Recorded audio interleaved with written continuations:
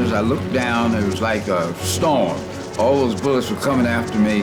I felt the two thumps, and the cockpit started filling with smoke, and the airplane, it actually broke in two.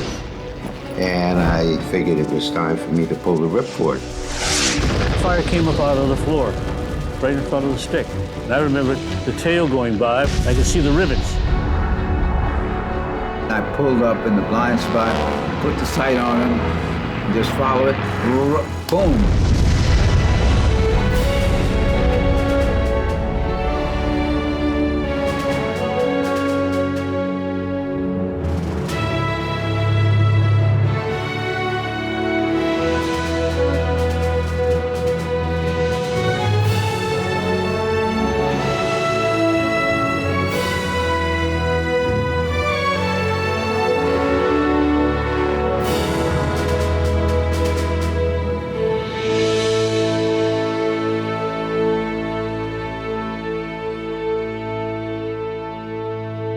On December 7th, 1941, Japan launched a surprise attack on Pearl Harbor, sweeping the United States into war.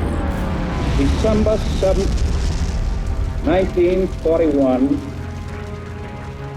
a date which will live in infamy. By mid-1942, Japan had conquered most of Southeast Asia and the Pacific. Nazi Germany had overrun most of Europe. Hitler invaded Russia, hammered Britain, and pushed into North Africa. His regime began the systematic slaughter of millions of people, attempting to create a master race. But America wrestled with its own principles. Despite the statement in the Declaration of Independence that all men are created equal, the United States had long permitted human beings to own other human beings. Slavery had been abolished for 75 years, but even in the 1940s, racial violence against African Americans was still a brutal fact of life. Segregation was prevalent throughout, and especially in the South. We knew our place. We knew that we had to abide by the laws. Despite pioneering African-American pilots like Bessie Coleman and Eugene Bullard, in 1940, the number of African-American aviators in the U.S. Armed Forces was still 0. The Air Corps was not accepting any type of application. Their attitude was that the Negro had neither the physiological or psychological capabilities to operate complicated equipment like an airplane. But 1940 was an election year. To keep the African-American vote, President Franklin D. Roosevelt promised that African-American soldiers would be trained as military pilots. Almost every American could come to Tuskegee and see what's been done. On July 19, 1941, 13 young men reported for training in Tuskegee, Alabama. Their goal? To become the first African-American pilots in the United States Armed Forces. Fighter pilots. Tuskegee had been a logical place to train the pilots. It was a secluded location with good weather year-round. Tuskegee Institute's civilian pilot training program had some of the highest scores in the nation. But the surrounding area was racially hostile. The Ku Klux Klan was very powerful in the Tuskegee area. And the sheriff was a very, very bigoted individual who worked very hard to arrest the blacks for any infraction whatsoever. If anything happened, you were always wrong, and there was no place to turn, so you had to be pretty careful where you went, and how you acted. To be told you can't go here, you can't live there, you can't go into the Five and Dime and get a Coke, it was hard for me. It was a shock to realize how deep it went. You look in the faces of some of those Southern whites, in their eyes, just to see the hatred that some of them had for us. In Tuskegee, 2 airfields were hurried to completion. Moton Field for primary flight training, and Tuskegee Army Airfield for basic and advanced flight training. The new airfields were almost entirely African American, but the base officers were almost all white. Frederick von Kimball, commanding officer at Tuskegee Army Airfield, wrote, "Negroes do not have the necessary temperament for leadership to fit them for superior positions." On March 7, 1942, the first class completed their basic and advanced pilot training, becoming the first African-American pilots in the U.S. military. But only 5 of 13 advanced. In December 1942, Tuskegee Army Airfield got a new commanding officer. We were fortunate enough to have a white colonel named Noel Parrish, who was open-minded and was willing to make the program that he was put in charge of work. Colonel Parrish, he was somewhat of an enlightened Kentuckian who was familiar with the race situation and understood it. So he's more sensitive, and he treated everyone basically as individuals. All of them? Yup. Colonel's orders. Well, what do you know? Things sure are changing around here. Well, it's about time if you're asking me. Right. Gentlemen, I know the town of Tuskegee is not one where you can feel particularly welcome, but I hope to at least make conditions better on base. I've had them tell me how they feel about Noel, and I'm almost in tears. One of the fellows said, there are 2 men in my life who have made my life what it is and directed me in the right area. One was my father. The other was Noel Parrish. And don't be surprised if I go up for a check ride with you. In the spring of 1943, the first group of African-American pilots, the 99th Fighter Squadron, deployed to North Africa. Their commanding officer was Lieutenant Colonel Benjamin O. Davis, Jr. The son of an Army general, Benjamin O. Davis, Jr. had been the only African-American in his class at West Point. And they put on him what they call a silent treatment. We'll talk to you in a classroom setting. But the moment you walked out of that door, nobody would speak to you. What he suffered there, and I experienced it there, the kind of discipline that he had, this guy was like iron. Benjamin O. Davis, the commander of the 99th and later the 332nd, he was a man of high standards and yet very human in being able to understand the human weaknesses. When the Allies invaded Sicily in July 1943, the 99th provided critical air support, earning a Distinguished Unit citation. But another enemy was gathering forces against the Tuskegee Airmen. A white colonel named William Spike Momeyer claimed that the 99th Fighter Squadron showed a lack of aggressive spirit. 90 days after they got into combat, after the 99th got into combat, he recommended that it be taken out of combat. Spike Momeyer's recommendation was ratified all the way up the chain of command to the commanding general of the Army Air Forces, Hap Arnold. High Command was recommending that no more African-American pilots be sent overseas. Double Victory was a campaign to defeat the Germans and Japanese in World War II. And if we were successful in doing that, it would also be that we would defeat prejudice in the United States. To win a double victory, the airmen first had to win the right to fight.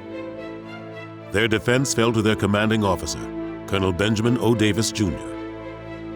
In Washington, Colonel Davis pointed out that the squadron met enemy fighters on 80% of their missions, and that his men often flew 3 to 6 missions a day. Our squadron is comprised of 26 pilots versus your typical 30 to 35 pilots per squadron. Benjamin Davis, Jr. got a chance to testify before that board. And every fact that Momeyer put up to take the unit out of combat, he refuted. And if I may add very frankly, If all the effort invested in the 99th Squadron has produced only a mediocre outfit, then there's no hope. But the 99th is not mediocre. Well, thank you, Lieutenant Colonel Davis. That was very succinct, and I appreciate your candor. The matter was dropped. The Tuskegee Airmen would be in the war for the duration. In January 1944, a massive German strike force hit the Allied position at Anzio. The 99th Fighter Squadron raced to the defense. Clarence Jameson led a formation of 16 fighters. The controller called me on the radio. If I start leading, we got 22 bogies at 20,000 feet. I maneuvered around down his tail, but my gun jammed and stopped firing. But the rest of my guys were in perfect position, so we got 7 planes in that one day. And that was the best day we had in combat as a squadron.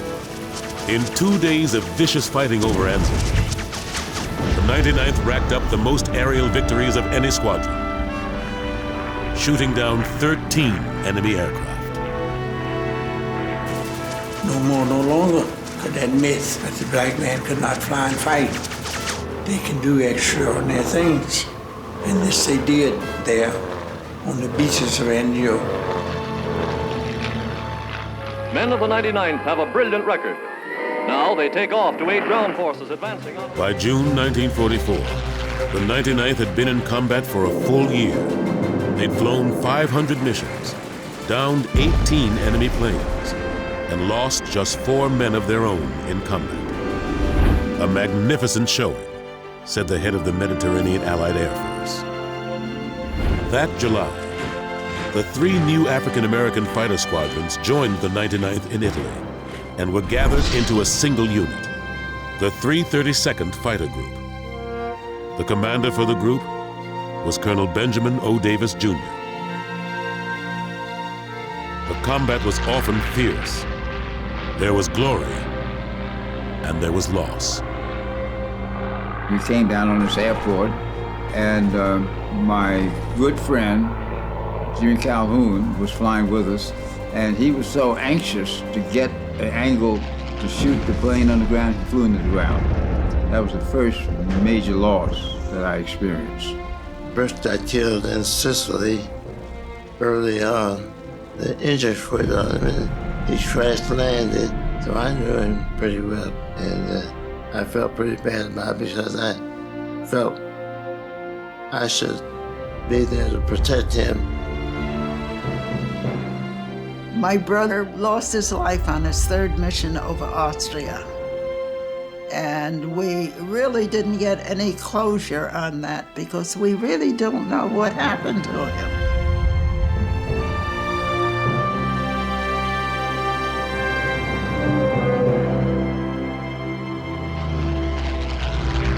The flyers of the 332nd Fighter Group were based at Bramatelli Airfield in Italy. And they were not alone. For every Tuskegee Airman in the air, there were 10 maintenance personnel on the ground supporting him. We had to have those planes ready to go on the mission in the morning with the guns or bombs if they were canned bombs, fueled up to the hilt so they could fly for 3-4 hours. We guaranteed that.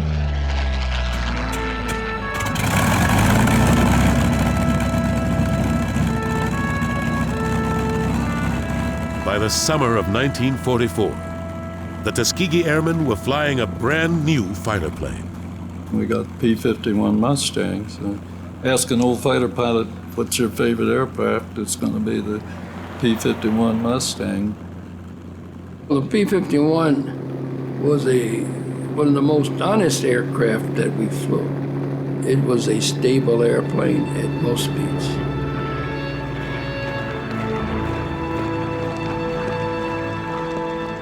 The Tuskegee Airmen quickly made their P-51s distinctive.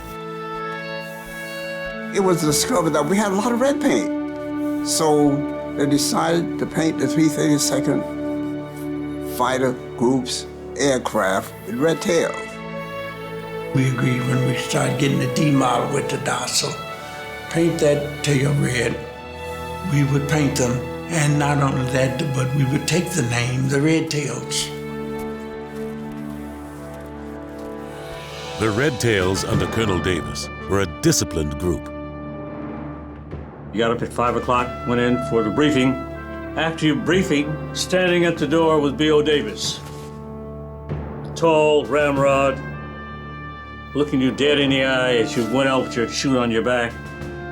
Gentlemen, stay with the bombers. He said unquestionably, our mission is to protect the bombers, not to see how many interceptors we can shoot down. And we are to do whatever is necessary to see that those bombers get safely to their target and back home. And if it meant your sacrifice of your life, that's what you're there for. It's here you are over Germany, and flight engineer hit me on the shoulder. He went like that. And I looked out the window, and there was a B-51, and he was flying extremely close. He was wearing an oxygen mask, which covered almost all of the face. But I could tell that under that oxygen mask, the face was black. And I knew right away that this Mustang was being flown by the all-Negro 332nd Fighter Group. And I looked back at his tail, and sure enough, the tail was painted red.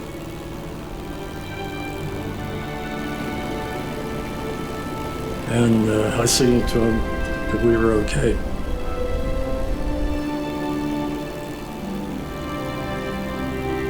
It was extremely comforting to know what they were doing. They were telling me, they came down to see if I was okay. And they were telling me, we're here. Well, after a few minutes, they left.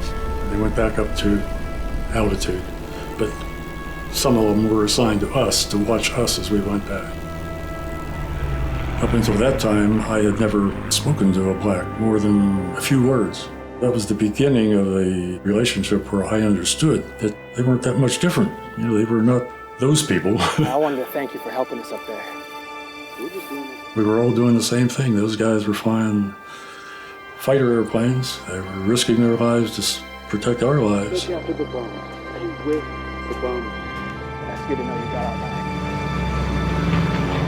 But even as the fighters did well in combat over Europe, African-American crews ran into problems back home. James Warren was a navigator bombardier in the 477th Bombardment Group. Finally, they moved the group up to Freeman Field, Indiana. But when we got up there, we were confronted again with a very discriminatory and segregated position by the command. By 1944, the War Department prohibited segregation of military facilities. But Group Commander Colonel Robert Selway created 2 officers' clubs at Freeman Field. One for African-American trainees and one for whites. On April 5th, 1945, an organized group of African-American officers deliberately attempted to enter the Forbidden Club. You can't come in. Why? You belong to the trainees, and the trainees can't come in. I am a member of the base squadron. Well, niggers can't come in. One of their leaders, Roger Terry, shouldered aside an officer who blocked his way. There were 61 officers who were put under arrest for entering or attempting to enter the officers' club. They arrested the first group under a letter order, and they arrested 61 of us in 2 days. I was in the first group that was arrested. Selway soon released most of the officers, but he prepared a statement spelling out which personnel could use which club and ordered everyone at Freeman Field to sign it. Base Regulation 85-2 identifies the assignments of facilities for all base personnel. To me, it said, I agree to be segregated and discriminated against. No way was I going to sign this. There was 101 who refused the order to segregate yourself. I'm one of those 101. To refuse that direct order of a commanding officer in time of war was a violation of Article of War 64. Maximum punishment was death. This is a direct order. Sign the regulation.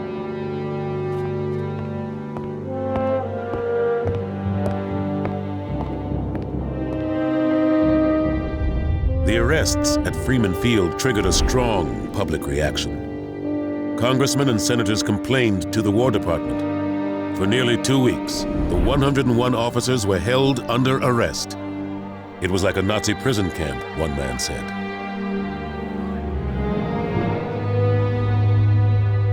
Finally, the case reached the top. General George Marshall ordered Selway to release all but 3 of the men.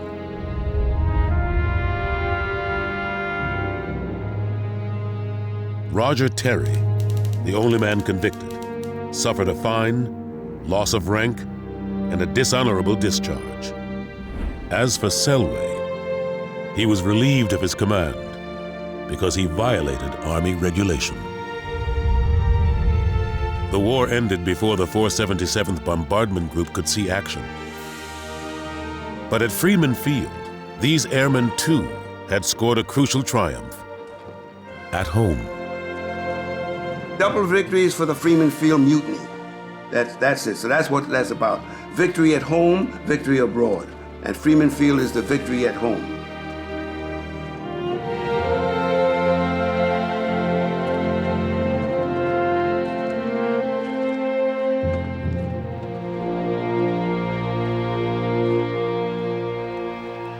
In May 1945, Germany surrendered, ending the war in Europe.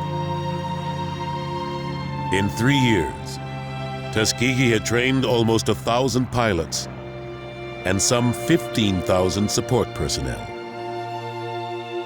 They'd flown 1,500 missions overseas. 84 Tuskegee Airmen lost their lives during the war, but they'd created an astounding record of success. In October 1945, the 332nd Fighter Group came home at last to the nation they'd risked their lives for. We got no ticker tape parade.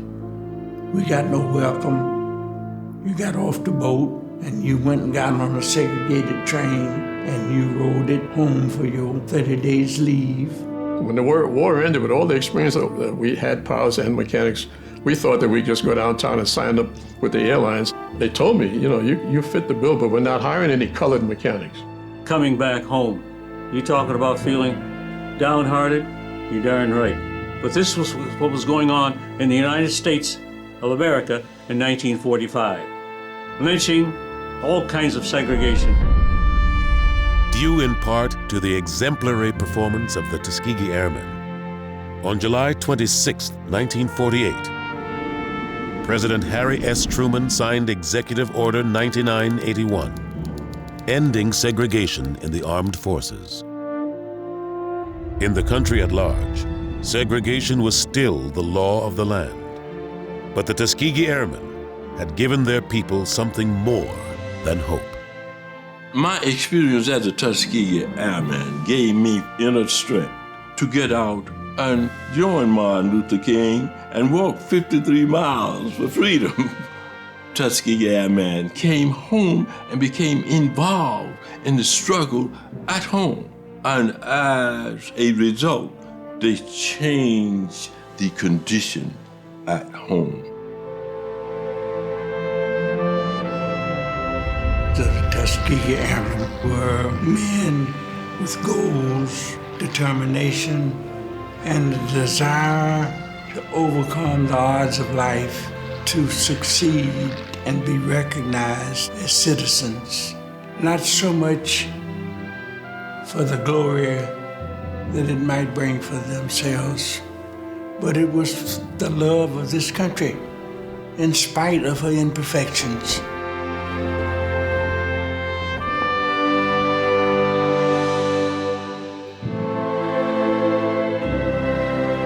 Dreams come true. the dream to end segregation, the dream to be an aviator, the dream to be a college professor, the dream to be a leader in the community. Those are great things to happen. But the other part of it is the challenge that remains.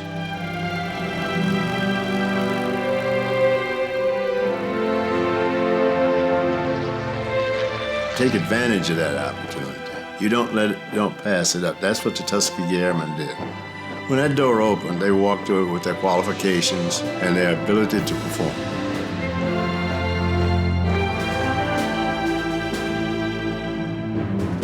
You don't have to pay your dues, nothing at all. It's easy, you don't have to work at it, but you have the opportunity, and the sky is the limit.